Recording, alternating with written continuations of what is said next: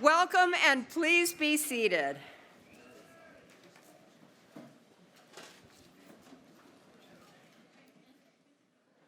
Wow, is this a joyous, joyous moment to have all of us actually gathered in 3 dimensions at an analog commencement. It's a triumph after the last 2.5 years.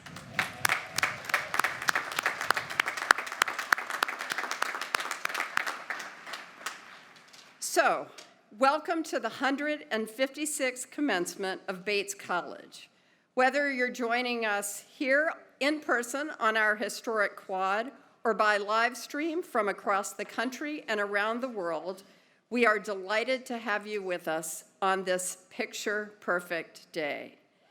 This is the moment when we gather to celebrate the accomplishments and aspirations of the class of 2022, a class whose college experience has been divided between the pre-pandemic before times, followed by pandemic mode beginning in March of your sophomore year, and I hope maybe the last 3.5 weeks of seemingly post-pandemic times, even though it kept sneaking in there a little bit.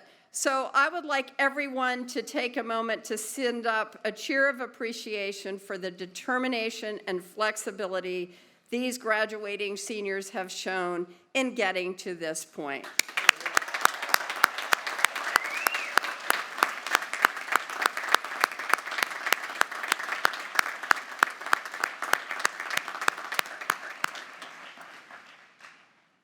Seniors, let us also join together to offer our appreciation to all of your wonderfully supportive families, friends, and loved ones here and spread across the globe, and for the faculty and staff who, in the constant change and adaptation of the past 2+ years, have been behind you, supporting and encouraging you every step of the way.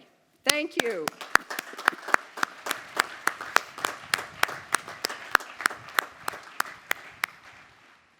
Members of the class of 22, you are a remarkably accomplished group. 498 of you will march across the stage this morning, representing 39 states, 40 countries, the U.S. territories, and the District of Columbia.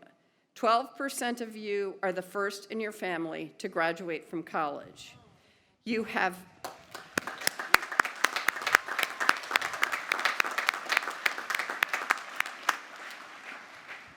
knit this campus and community together over the past 4 years through your engagement and leadership as RCs and JAs, club presidents, members of student government, debaters, and team captains and participants in athletics. You have inspired us with your gifts of music, performance, art making, and intellectual pursuits. You have served as OIE Multi-Faith Admission and Purposeful Work Fellows, as eco-reps and Bonner leaders, and so much more. 8% of you have studied abroad, not nearly as many as who might have liked to, thanks to the pandemic. 127 of you are double majors, and 1 of you is a triple major. 35 of you received departmental honors for a year-long thesis, and 1 of you received honors in 2 disciplines. 40% of you have participated in a varsity sport while at Bates, many winning all NASCAC and all America honors, and 1 team winning the national championship. NASCAC championship, sorry. But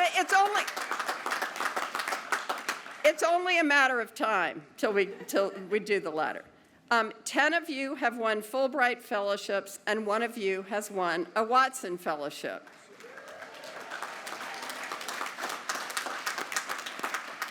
All of this you have achieved while also giving back, especially here in Lewiston, where your research helped garner millions of dollars for safe and affordable housing. Your music, theater, and dance performances kept Art Walk LA alive during the pandemic, and your countless hours of mentoring, tutoring, and classroom support were a lifeline for the community's children and youth. Along the way, I know that you've learned things in your classes, from your professors, and from one another. And over the past 2 years and counting, the world has taught us all lessons that have been hard to learn, but carry important messages nonetheless.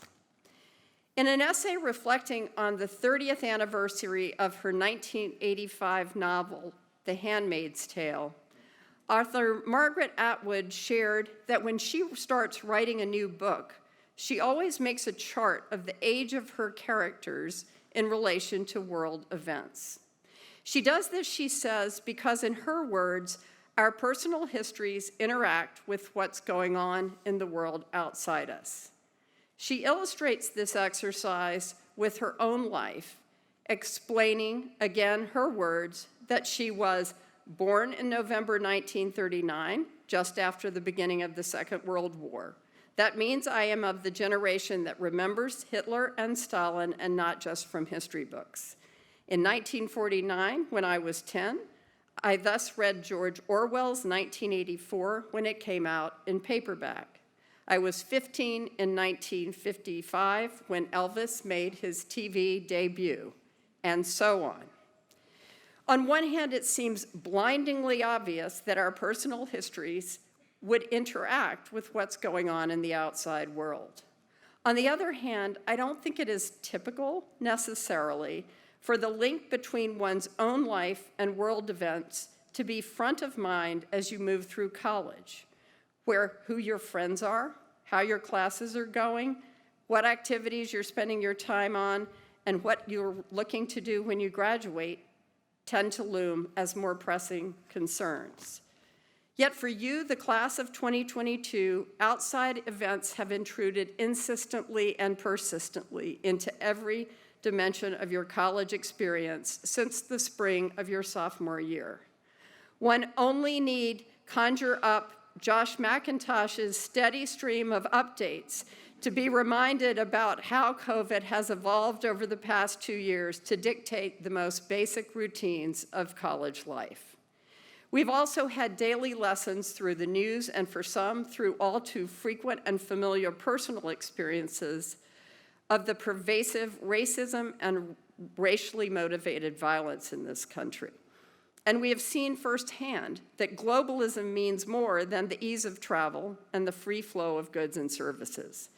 Thanks to a pathogen that does not respect national borders, the latest wanton and unprovoked war on a sovereign state, and the mounting effects of climate change, we have learned the hard way that our fates are intertwined with those of nearly 8 billion fellow humans and the entire natural world on this small and overtaxed planet we inhabit together. You, the class of 2022, are indeed coming of age in the midst of major world events. You have had more than your share of disruptions and challenges, and it would be easy to focus on what you may have missed in your college experience. I urge you, however, to think about what you may have gained already and may continue to stay with you. Given the nature of your 4 years here, I hope that you will approach the choices you make about what you do next and how you plan to move through the world more consciously and intentionally than a typical graduating senior. I've noticed, for example, that you already seem to be particularly attuned to taking care of one another, and you often stop to gauge the impact of your words and actions on those around you. We like to think that every class graduating from Bates feels a special bond, but there will always be something extra special about the classes of the past several years with all that you have been through together and the trust you have placed in each other and in the college. Your flexibility, your perseverance, and your solid efforts most of the time to follow constantly changing public health guidelines have allowed us to keep the college open and your lives moving forward in the face of some pretty high hurdles. At its core, a liberal arts education prizes the connections not only among fields of knowledge and ways of knowing, but also between knowledge and values. It asks us to invest in the lives of other and the world we walk through together. At its best, the education we offer is not merely the accumulation of expertise and skills, but the cultivation of the ability to enter imaginatively into the lives of others so that we will act in the world based on a vivid and informed sense of our common humanity.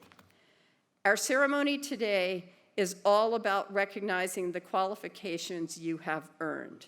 You will be granted, in a little while, a document certifying that you have met all the requirements of the Bates degree. This is a huge accomplishment, and we are all so very proud of you. But I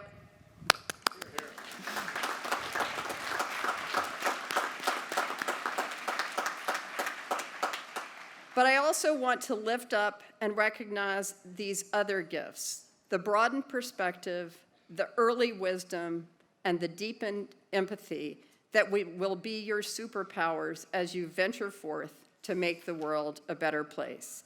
Please join me in congratulating the amazing class of 2022.